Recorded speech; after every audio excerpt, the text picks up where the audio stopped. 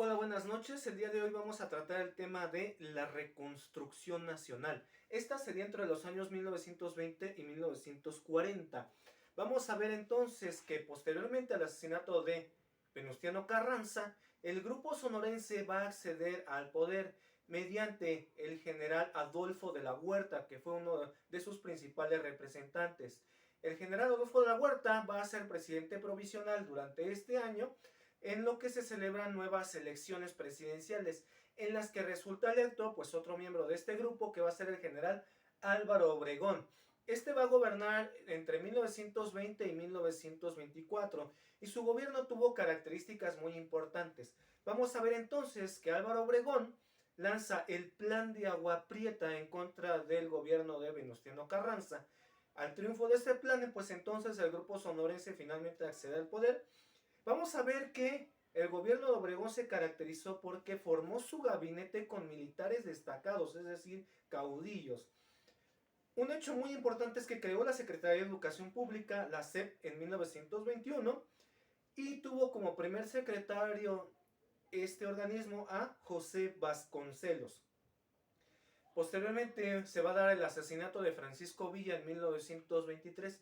Esto debido a que el expresidente Adolfo de la Huerta empezó una rebelión ahora contra Álvaro Obregón porque él quería ser el siguiente candidato a la presidencia. Como se temía que Francisco Villa fuera a apoyar a de la Huerta en esta llamada rebelión de la huertista, entonces es por ello que es asesinado. Por otra parte, vamos a ver que la principal preocupación de Álvaro Obregón va a ser quedar bien con Estados Unidos. Para ello firmó los tratados de Bucareli. Estos tratados establecían que no se iba a aplicar el artículo 27 constitucional a las empresas extranjeras que tenían pues dominado los recursos naturales del país, y entonces de esa manera el gobierno de Estados Unidos finalmente reconoce al de Álvaro Obregón.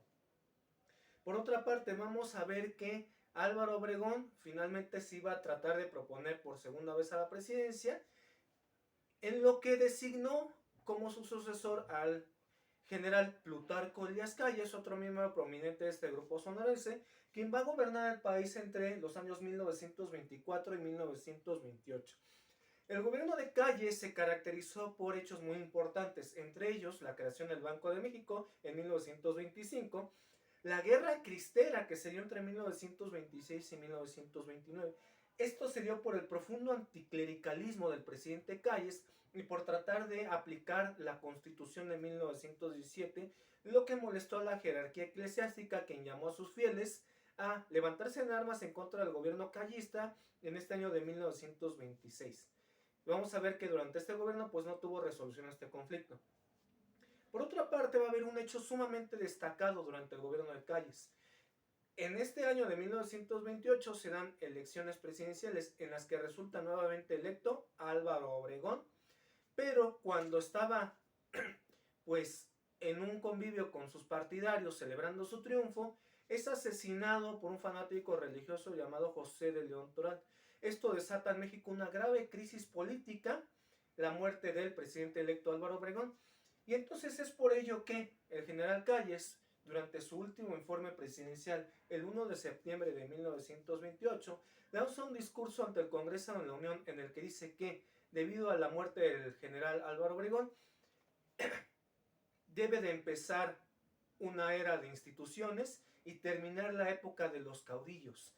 Esto va a tener gran resonancia debido a que Calles, con esta idea, va a crear el Partido Nacional Revolucionario, el llamado PNR, que va a concentrar, va a aglutinar a las facciones revolucionarias en un solo partido político que va a postular a un solo candidato presidencial.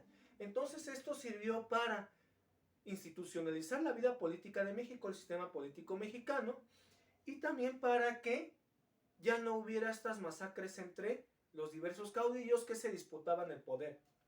Vamos a ver entonces que eso propició la unión de caudillos de la revolución en el Partido Nacional Revolucionario. Vamos a ver entonces que una vez que concluya el periodo de Calles, este va a seguir gobernando el poder tras bambalinas. Entonces va a ser el poder tras el trono. Calles será apodado el jefe máximo de la revolución y por ello al periodo después de su presidencia se conoce como maximato. Va a haber 3 presidentes durante este periodo llamado Maximato. El primero, Emilio Portes Gil, un presidente provisional que va a durar de 1928 a 1930. El gobierno de Portes Gil se va a caracterizar por 2 hechos muy importantes. El primero, otorga la autonomía a la Universidad Nacional y entonces a partir del año 1929 existe lo que conocemos como Universidad Nacional Autónoma de México. También durante su gobierno se va a dar fin a la Guerra Cristera, ya que hubo negociaciones entre el gobierno y la jerarquía católica, en la que pues finalmente se acaba esta Guerra Cristera. Vamos a ver entonces que el siguiente periodo presidencial va a ser el de Pascual Ortiz Rubio, que va a ser el primer candidato del Partido Nacional Revolucionario a la presidencia. Entonces llega al poder en 1930 y entonces el gobierno de Ortiz Rubio se va a caracterizar por la promulgación de la Ley Federal del Trabajo, la Ley del Crédito Agrícola y el Código Penal, y por la doctrina Estrada en materia de política exterior. Vamos a ver que Pascual Ortiz Rubio decide renunciar en 1932 a la presidencia debido a que no contaba con las bases ni el apoyo de obreros o campesinos, lo cual sí tenía calles. Entonces, para concluir este periodo presidencial es elegido como presidente sustituto el general Abelardo L. Rodríguez, quien va a gobernar de 1932 a 1934. Este gobierno se caracterizó porque se inició las operaciones Nacional Financiera y del Banco Nacional Hipotecario, así como el establecimiento del salario mínimo. Vamos a ver que durante el periodo de Abelardo Rodríguez también el Partido Nacional Revolucionario empieza a elaborar un proyecto de gobierno para su siguiente candidato presidencial. Esta candidatura va a recaer en el general Lázaro Cárdenas del Río. Y entonces Lázaro Cárdenas va a llevar a cabo durante su sexenio, porque ya va a ser ahora un periodo de 6 años, el de la presidencia de la República, lo que se conoce como el Plan Sexenal. Este se caracterizó por ser sumamente nacionalista, obrerista y agrario, debido a que el gobierno de Cárdenas le va a dar prioridad sobre todo a los sectores obrero y campesino. Por otra parte, vamos a ver que se dio una confrontación con Calles, ya que pues el jefe máximo pretendía mantener el dominio que había sostenido con los anteriores presidentes sobre Lázaro Cárdenas, pero este no se dejó y entonces esta confrontación terminó con la expulsión de Calles del país hacia 1936, por lo que Cárdenas logra acabar con el maximato y el dominio de Calles, por tanto. Vamos a ver que entonces el gobierno de Cárdenas se caracterizó por el practicar los postulados de la Revolución Mexicana, lo que prácticamente los gobiernos anteriores habían olvidado. Entonces, el gobierno de Cárdenas se caracterizó por un intenso reparto agrario y la creación del ejido colectivo. Todo esto para beneficiar a los campesinos. Por otra parte, también se dio la creación del Instituto Politécnico Nacional y del Instituto Nacional de Antropología e Historia en 1936. Y vamos a ver un hecho muy destacado durante el gobierno del general Lázaro Cárdenas, que fue la creación del Partido de la Revolución Mexicana, el PRM.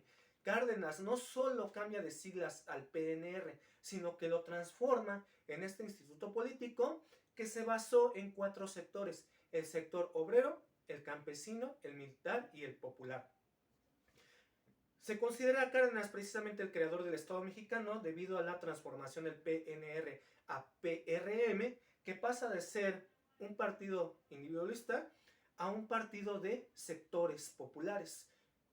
Vamos a ver entonces que durante este gobierno también se crea el Partido Acción Nacional hacia 1939 y vamos a ver que los trabajadores estaban teniendo continuamente problemas con los patrones, sobre todo los ferrocarrileros.